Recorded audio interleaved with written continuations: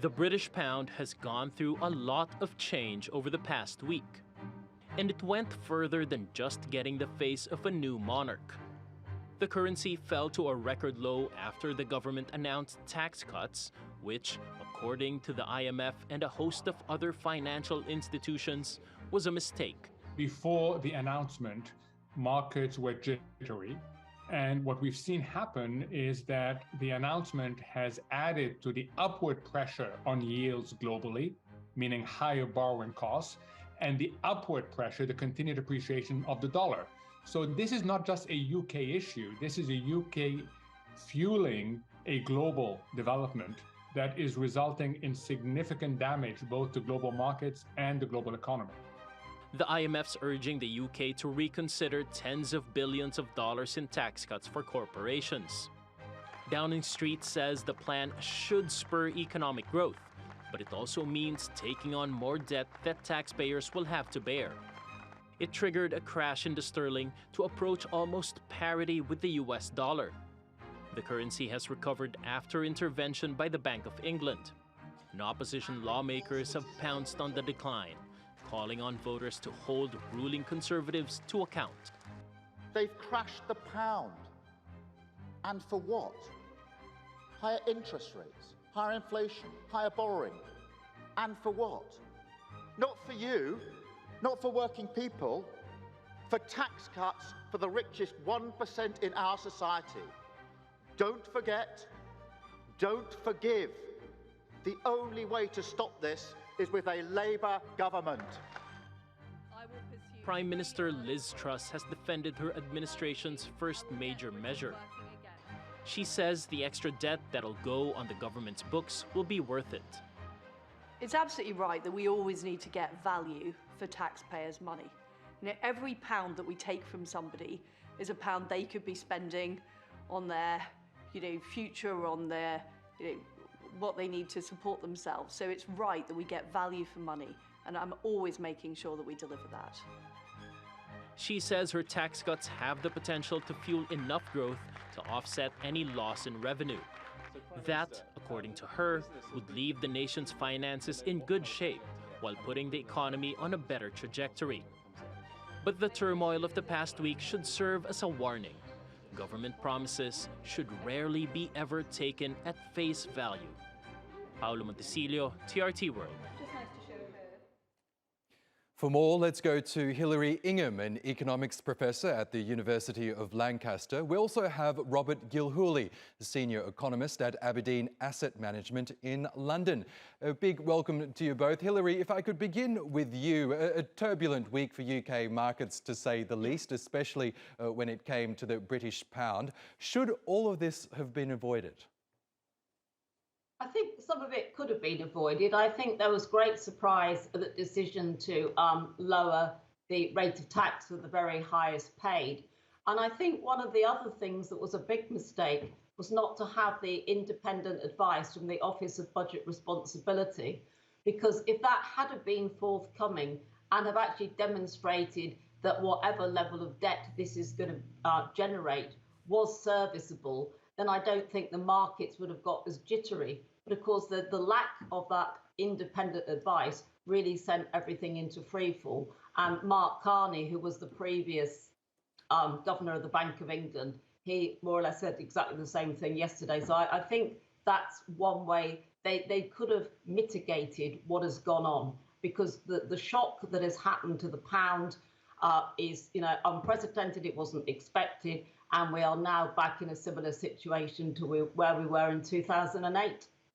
That's right. And Robert, if I could turn to you, as we heard there, Liz Truss's so-called mini-budget was at the crux of this market turmoil, with the sterling, as we said, plunging to a record low.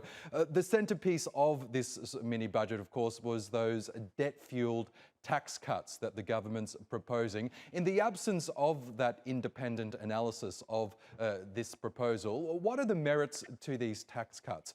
Surely the government must believe they have a case for them. Yeah, I think the idea behind the tax cuts of that we need to potential growth within the UK. Clearly, we're facing some still big headwinds from the pandemic. not to mention structural difficulties caused by still ongoing Brexit. But do these tax cuts really do the job? Are they really going to boost labour supply and business investment? I think the big problem at the moment is really that they're kind of doing the opposite. So, they're adding extra demand into an economy that's already overheated, putting more pressure on inflation, and really then kind of just putting the onus back onto the Bank of England to really squash down on inflation and tighten policy. And, all that could mean that actually recession risks are rising, not falling as initially intended.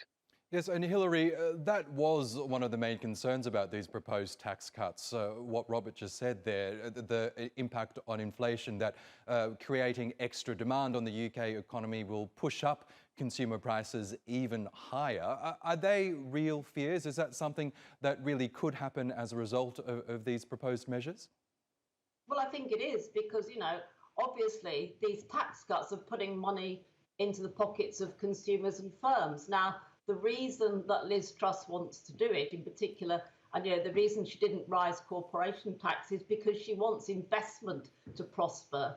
And this is the idea of sort of trickle down economics. You make the richer richer, and this goes down to everybody in society. We all gain and the economy grows. But of course, with this inflationary pressure, we know that the Bank of England is going to put, the brakes on this. They are going to keep increasing interest rates to do whatever it takes to tame this, because they're way above their 2% inflationary target. But of course, now you see they've actually put more money in the economy by this emergency purchase of gilts to the tune of £65 billion. Now, they've got a sort of warning to the government here, because Parliament is obviously in recess.